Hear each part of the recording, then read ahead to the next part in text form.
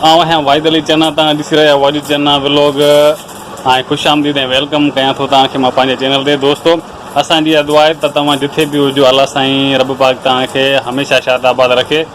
हली रहियो आहे बरसातुनि जो मौसम ऐं असांजो इलाइक़े में बि बरसाति पई आहे, पर नॉर्मल तरीक़े सां तव्हांखे मां ॾेखारींदुमि त रोड रस्ता त कचा आहिनि, पर थोरो गप चिक जो माहौल आहे। अलाह साईं ख़ैर कंदो, ज़िंदगीअ जो सिस्टम बि रवां तवां आहे।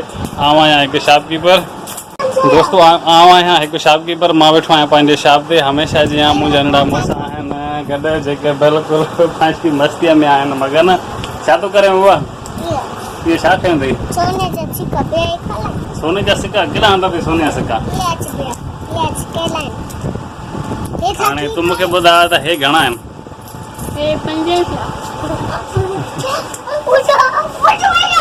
तो दोस्तों, हे मुझे नंढो हिनमहिल वेंदो मस्जिद स्कूल, हिनखे असां मोकिलियूं कोन था। मौसम आहे थोरी सही कान्हे, इंशाअल्लाह ताला सुभाणे मौसम थींदी साफ़।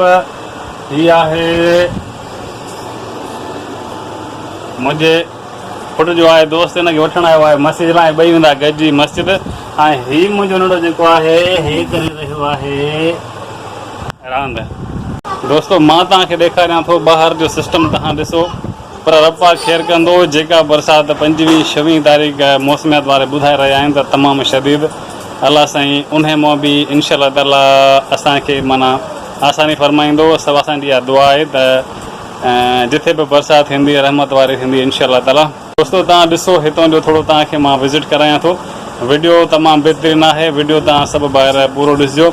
ऐं जेके नवां दोस्त आहिनि असांखे उन्हनि मां बि उमेदु आहे त उहे असांजी सुठे तरीक़े सां सपोर्ट कंदा। त दोस्तो, तव्हांखे मां ॾेखारियां थो थोरो ॿाहिरि जी विज़िट। दोस्तो, हीअ आहे असांजे दुकान जे साम्हूं वारी, तव्हां ॾिसो था त साइड वारी गली आहे।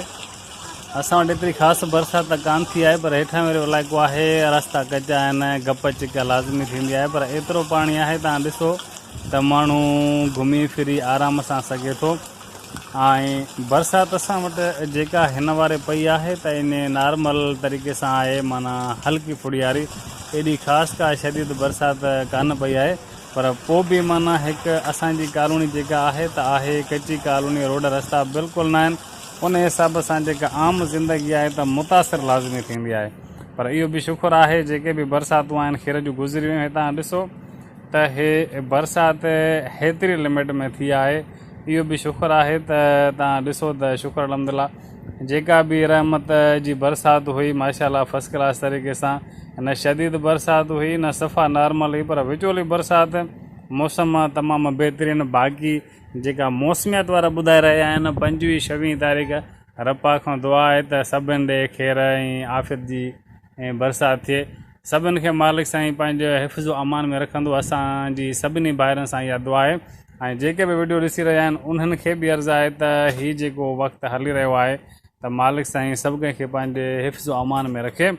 ऐं दोस्तो, इहा असांजी नंढी कोशिशि ही। वीडियो पसंदि अचे त लाइक लाज़मी कजो। मिलंदासीं नेक्स्ट वीडियो में, तेसिताईं रखिजो पंहिंजो तमामु घणो ख़्यालु।